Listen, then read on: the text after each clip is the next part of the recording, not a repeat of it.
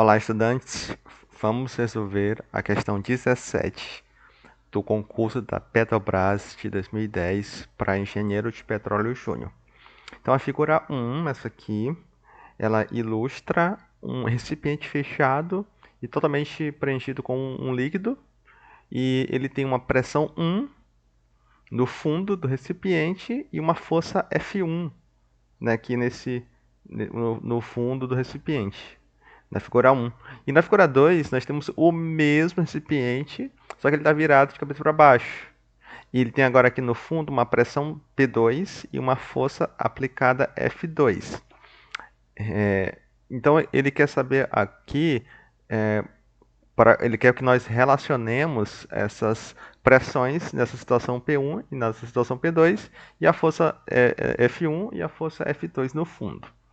Então, vamos recordar aqui mais uma vez a lei de Stephen.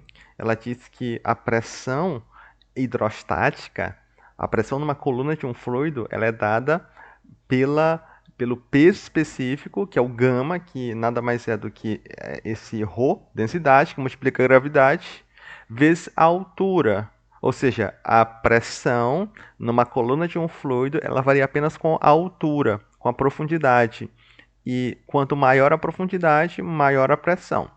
Então, nós poderíamos dizer que essa pressão aqui no fundo, ela seria uma P1, que ela vai ser o gama do fluido por essa altura, H.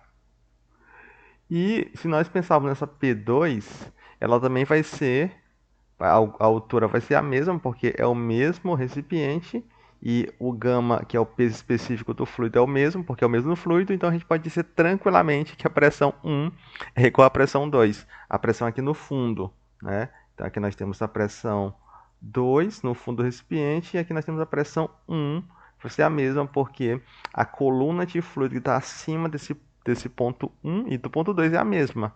É a mesma altura H e o mesmo fluido, então nós temos a mesma pressão. Porém, a força vai ser distinta, porque se essa pressão aqui no fundo é constante, P1, a força F1 ela vai ser igual à pressão P1 que multiplica a área A1, que nada mais é do que a definição de pressão, força por área. E a força F2 vai ser a pressão P2, que é igual, né? Nós vimos que é igual à pressão P1, que multiplica a área 2. E a gente pode perceber aí tranquilamente que a área 2 é bem maior do que a nossa área 1. Então, essa força 2 vai ser maior do que a força F1, justamente porque a área dela é maior. Então, a pressão é a mesma, mas a área é maior. Então, a força aplicada nesse ponto 2 vai ser exercida pelo líquido no fundo do recipiente. Essa força vai ser maior na situação 2. Então, nós temos aí que a resposta é a letra B. Tá bom? Dúvidas, deixem nos comentários e nos vemos na próxima aula.